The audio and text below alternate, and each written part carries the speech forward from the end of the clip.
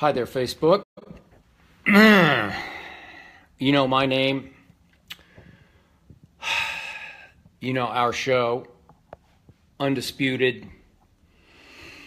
It'll be live tomorrow, unfortunately for me, at 9:30 Eastern Time until noon Eastern Time on Fox Sports 1. I usually allow my little daughter, quote unquote, my little year-old Maltese, Hazel, a little cameo, but Ernestine, my wife, and I decided maybe not such a good idea. She's a little skittish because she knows I'm not in a very good mood, so we decided best to keep her out of harm's way. Not that I've ever hurt her, but she's just a little intimidated by what went on. Her mom left during the Cowboy game with her mom's sister. It's like 95 degrees here in Los Angeles on Thanksgiving, if you can believe that. And they try to leave me alone during the Cowboy game, so they went for, I think, a long walk, or they went to Century City Mall. I'm not sure what they did, but it was just Hazel and I watching the Cowboy game, and she knew Dad wasn't very happy. So, back to the drawing board.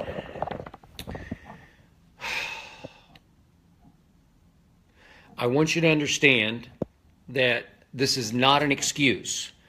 I will hit Shannon Sharp right between the eyes with this as we open Undisputed tomorrow morning at 6:30 a.m. here in Los Angeles, 9:30 Eastern Time. But you realize now, this is just a fact.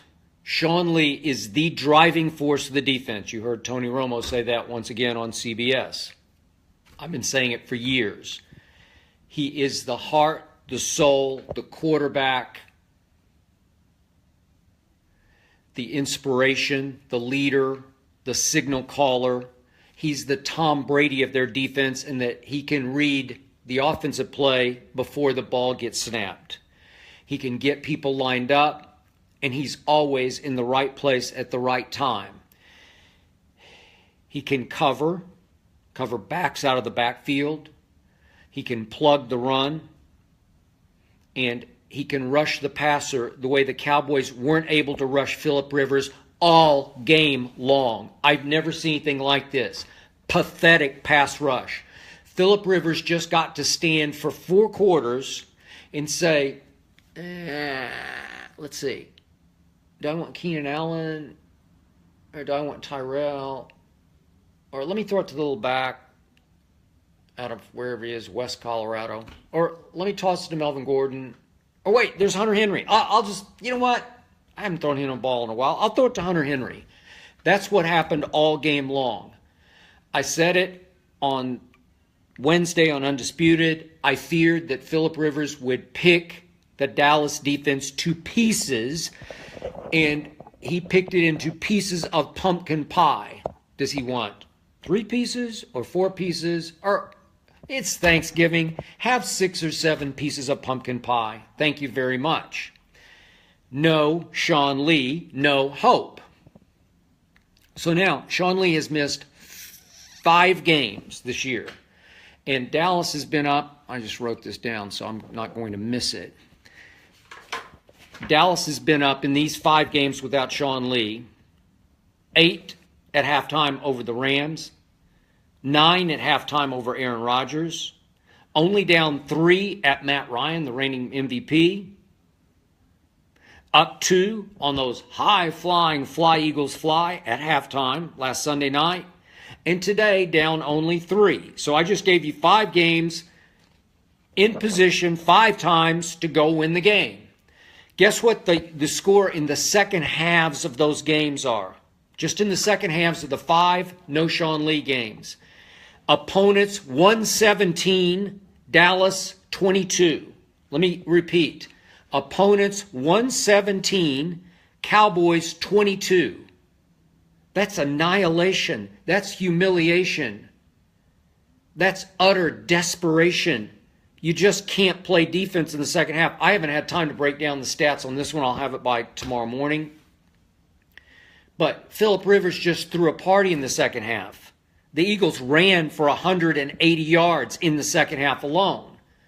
And after a while, especially on the Keenan Allen run that just broke it wide open, that was for 42 yards. 7 Cowboys just failed to tackle him. You can say they quit. You can say they ran out of gas. You can say they just know that without Sean Lee, they lose heart, they lose hope, they lose their way, and they just give up. That's what it looked like on that 42-yard flip and run touchdown to Keenan Allen. My God. It was just like, what?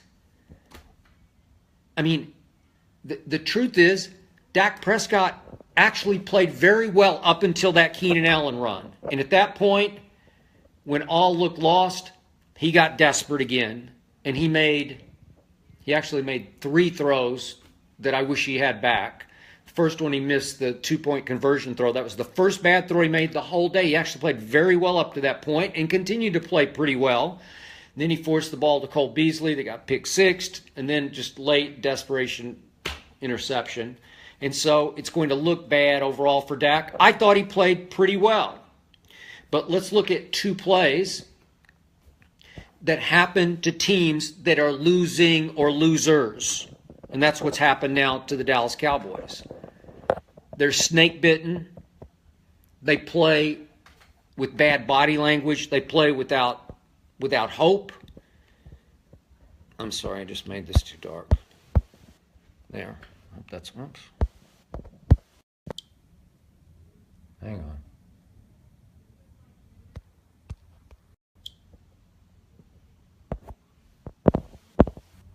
There. I'm sorry. I don't know what I just did wrong, but I did something wrong.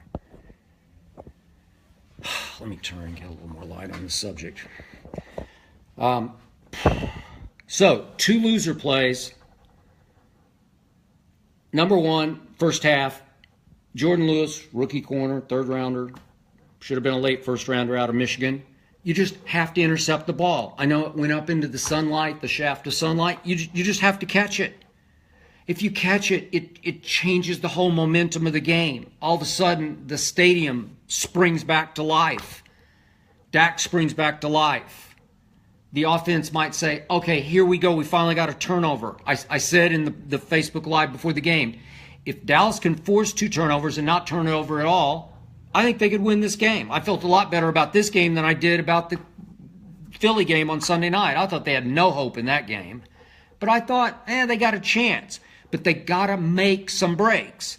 Well, Phillip made it for them. Phillip Rivers, he just threw it up for grabs to Jordan Lewis. It wouldn't have been an easy catch, but it's just a catch you got to make, especially if you want to get on a roll and break the snake-bitten roll. And he just failed to catch it. I don't know. And then they finally called the read option for Dak to keep it off tackle. And he breaks it for a touchdown, and all of a sudden, they're back in business. They're right in the game. He goes 33 yards, untouched for a touchdown, and I said, here we go. And Jim Nantz says, Tony Romo, you called it. There's a flag. And it's on Tyron Smith, who had just come back from injury after the debacle in Atlanta, the Adrian Claiborne game, and then the debacle Sunday night with no Tyron Smith. And he holds. And the truth was, he didn't even need to hold on the play. It really didn't help the play that much. It was a blatant hold. I got it. But I got to tell you, I'm pretty sure Dak breaks away and scores with no hold. Just get in his way. I forget if it was Melvin Ingram or whoever it was on that side, but you just get in his way. And those are the 2 loser plays. And you can always go back, as every coach will tell you, in any football game, you can go back and find usually 3 plays that just turn the tide. That happened, and this happened. And the 3rd play that turned the tide was Dallas goes down and scores to cut it to 16-6, and then you can cut it to a 1-score game. And Dak rolls right. They're trying to get Cole Beasley free at the goal line, and it's not there, and he's kind of running for his life all the way to the sideline, and he tries to throw it over the top of the defense to Terrence Williams, and he just threw it too high. Just too high. I mean, it was a bad throw. First bad throw that he had made the whole game. But the first half, I did not love the idea, but they were playing not to lose. The Chargers are very good on defense, but they can be run upon. It's just hard to throw against them because, I got to tell you, Casey Hayward from my school, Vanderbilt, he just might be the best corner in football. And he wasn't traveling with Dez all the time, but he was on Dez a lot. And yet, they're hard to throw on, so you just run on them. So they decide, let's bang Alfred Morris, let's bang Rod Smith, and let's try to control the ball on the clock. And they did reasonably well at that. What did Dak throw at halftime? I forget. Like, very few passes. But I didn't love the momentum because you're just playing not to lose. And so, obviously, their kicker got hurt. And it should have been 9-0, but they'd missed the other field goals. And so it ends up 3-0. You're still in the ball game at halftime. And yet it didn't feel right because you knew Phillip Rivers was going to get the ball to start the second half. And they really hadn't stopped him yet. They'd hung on in the red zone a couple times, but it just didn't feel very good. So, again, I love Dak in the 2-minute drill offense, the no huddle. And you saw it at the end of the half, and then Terrence Williams gets an offensive pass interference. But Dak was starting to crank up and get in some rhythm and get some of his confidence back. It's hard to throw against these guys because they come from everywhere. And then, of course, right on schedule, Zach Martin, concussion, out. Best left guard or right guard in football. And it's like not meant to be. And yet I thought, do you want to play this game to win it or to lose it? And when finally they were forced to let Dak throw, I thought he threw the heck out of it. I thought he threw very well. But obviously in the first half, he had thrown 0 balls to Dez Bryant.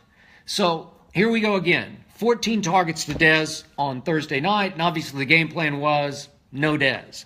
Then they started to get desperate, and so here they come, their first series of the second half. They're down, what was it by then, 10-0.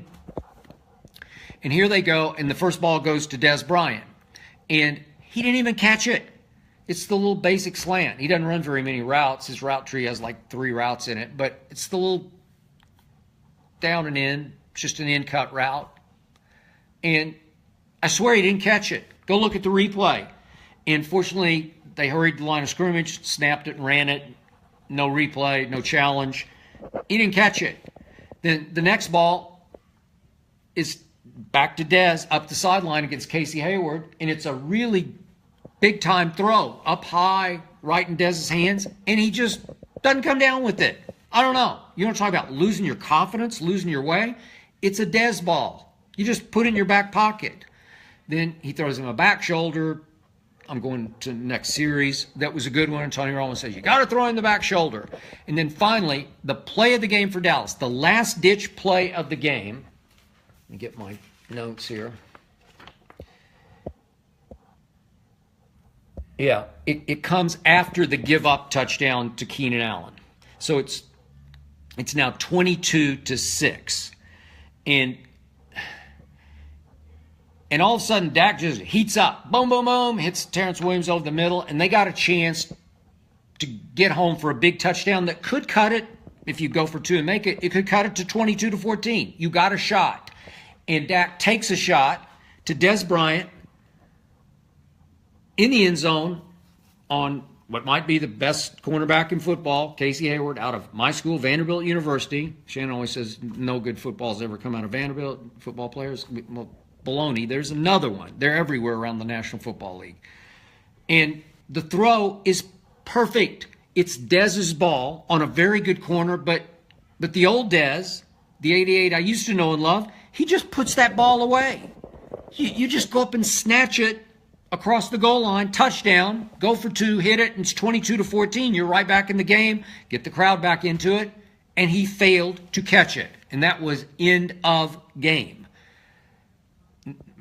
I can't remember if it was the next play, but it's a couple plays later. Dak's desperate now, and he rolls to his left. He's under fire. He's running for his life, and he tries to force it to Cole Beasley. Pick 6 the other way. So Shannon Sharp's going to have a field day with that, and then he throws another interception just out of desperation after that. And I can't defend it. But the great irony that this was, I liked the way Dak played for most of the game. For the wide majority of the game, Dak Prescott played pretty well. I would have let him go in the first half. I would have gone no huddle right from the start. Just overcome your defense. There are two ways to do it. You can go slow death or fast death. I would have gone fast death. But that's just me because I believe in Dak Prescott. But it's just hard to win when Phillip Rivers can do whatever he wants to do. And again, remember, I love the Chargers. I loved them before the year started. I picked them to win the West. And Shannon actually didn't laugh. I shocked him with the pick, the AFC West. He picked the Broncos, of course, just the way he picked the Giants to win the NFC East. But who's bringing that back up? And yet, I thought the best defense in the AFC West wasn't going to be Denver's without TJ Ward. I thought this one was coming. And remember, they lost Jason Verrett, who's one of the top 5 corners, early in the year. And they lost their first 4 games because the first 2, the kicker, whose name escapes me, rookie kicker, missed 2 late field goals, a walk-off against Jay Cutler and one that would have sent the game to overtime at Denver that they had all the momentum in. I think they would have won that game. So they cost themselves 2 games kicking. They're really good. Phillip Rivers is really good. Keenan Allen is really good. Melvin Gordon is really good. Their offensive line just stoned the Cowboys pass rush today. Just stoned it. I don't know where it's been. That's 3 straight games. You seen any DeMarcus Lawrence? Nope. Seen any David Irving? Nope. Sorry. They try to blitz. They don't have any. I don't know. Orlando Scandrick used to be like a great go for broke sort of blitzer, kamikaze blitzer, and I don't know what's happened. He just doesn't get home. Nobody gets home. Jeff Heath made 1 play on Travis Benjamin today where he came up and just clocked him. That's about all he can do. I don't know. Defense is just terrible without Sean Lee. With Sean Lee, as Tony Romo said today, they can be decent to good. That's what they can be. And last year, they were just flat out good. They wound up 5th in the NFL in scoring defense. 5th? Points allowed. 5th. That's pretty great. And they won 11 straight games. Have they missed Ezekiel Elliott? Yeah, some. I thought Alfred Morris ran pretty well today. Is he Zeke? Heck no, he's not Zeke. Could they have won today if they just made 2 or 3 key plays? I don't know. No Sean Lee, no hope. I don't know what to do. I conceded 2 weeks ago. After the Atlanta game, I just said, it's just over. Philly's going to win the division. Philly's on such a roll. They built up such a lead. They're so padded in their schedule. Now Seattle's falling apart. Rams aren't quite as good as I thought they were going to be for a while. It looks like Philly's probably going to have 2 home playoff games to get to the Super Bowl. So I can see just not meant to be. Tears me apart. I mean, there's a long shot chance Dallas could creep back into this. What are they, 5 and 6? I don't know. I don't know. Just tears my heart out. I don't know. Could they beat Washington and the Giants? I guess so. Would it matter? Probably not. I don't know what's happened to Sean Lee. I guess he tore his hamstring because I don't even hear any hope or updates. I guess if you told me miraculously he was coming back next week, they'd need a whole lot of help. But if they could win those 2 games and go to Oakland and win and Zeke comes back, beat Seattle, go to Philly. Philly's going to mail it in the way Dallas mailed it in at Philly at the end of the year last year. They win that game. Get to 10 and 6. I don't know. Maybe, but they're going to need help. And they just have to, they need help and they need healthy. And it just doesn't feel right to me. And I didn't love the way Jason Garrett coached today. I think you have to go in knowing that you just can't keep Phillip Rivers from scoring. It was a miracle that it was only 28. Obviously, if they make some kicks, I don't know how many kicks they missed, but there's 6 in the first half. They missed their extra points. They missed a field goal. I don't know. They should have had 40. They should have had 40 points. So I would have been happier if you just come out, and I'm going to say it one last time. Where's Bryce Butler? I don't know. Every time he's in the game, he makes a play. Put him in there. He's your best receiver. Seriously, he's the best receiver on the team. He's 6'3", 220, and he runs 4.4. I don't know. They don't utilize him. That's what I would have done. I would have just pulled out all the stops and said, bombs away, sink or swim. It's Thursday afternoon, Turkey Day, Texas Stadium. I'm sorry, Jerry World. I grew up in Dallas. I mean, my early career in Dallas. I went to so many Thanksgiving Day games at Texas Stadium. I ate a lot of turkey dinners there. And by the way, Ernestine, her sister, and I are going to have Thanksgiving, and we decided to hold out off until after the Cowboy game. Because remember, it's earlier here, 3 hours earlier. So the game started at, 1:30 to 4:30. I don't know what time it is now, but we were going to eat about right now. And